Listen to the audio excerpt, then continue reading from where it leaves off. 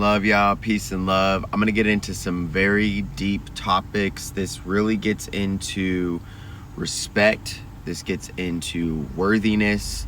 This gets into love. This gets into biblical reasoning, biblical connections, and everything that I'm going to be getting into. So familiarity genuinely can breed disrespect, and the reason why is because familiarity are used to you remaining small most of the time.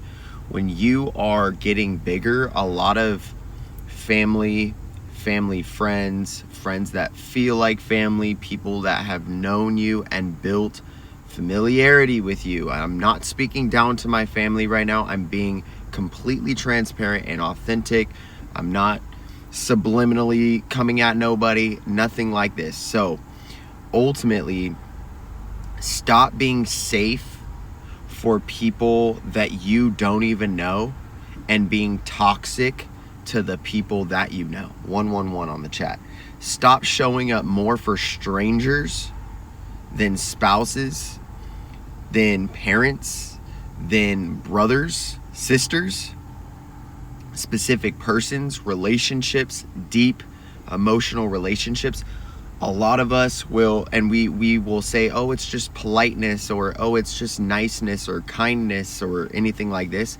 And it's like a lot of the people that we don't know. So like I always use the example, like when you're out to eat and you're with your family and you're being mean to your family, but you're being really, really nice to the server, I find that weird.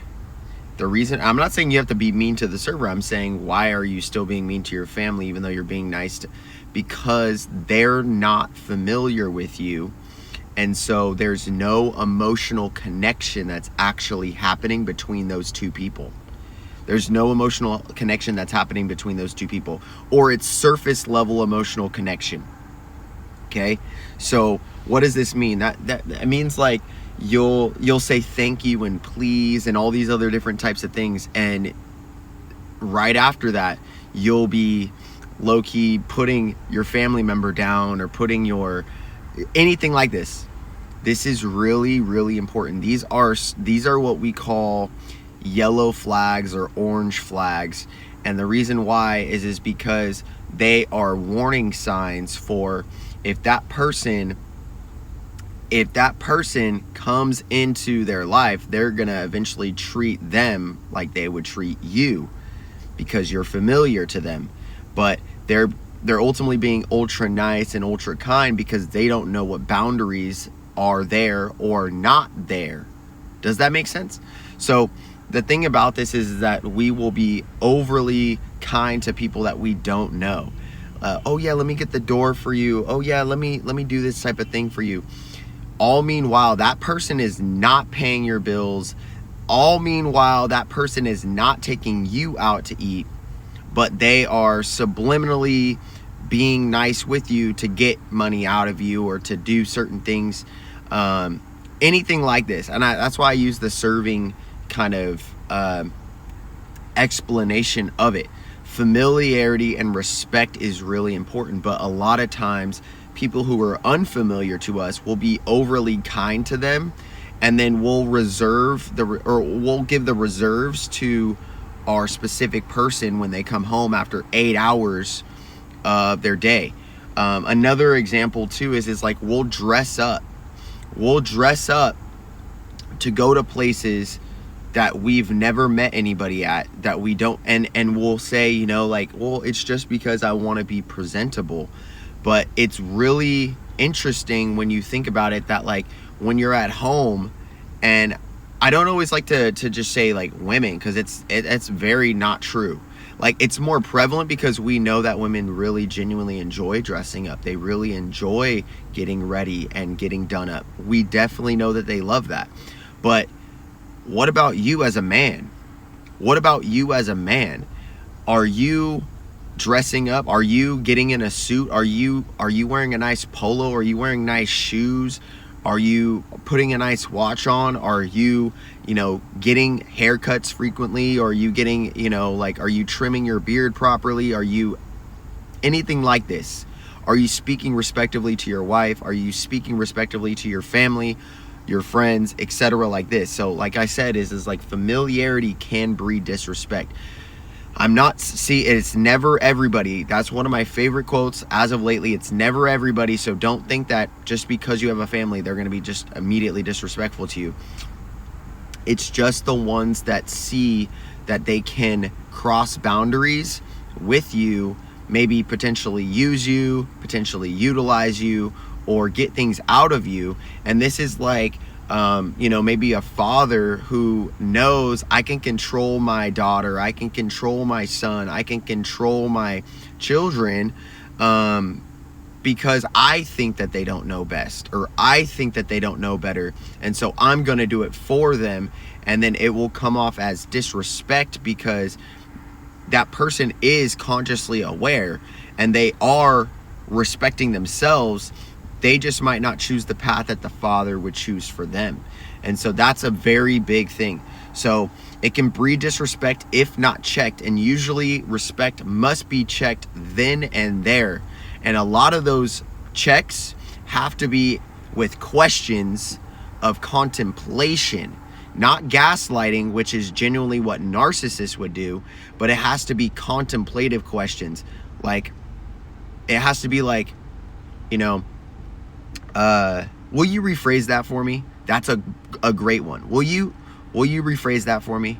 And will you rephrase that for me? I'm not picking up what you're saying the way that you're saying it.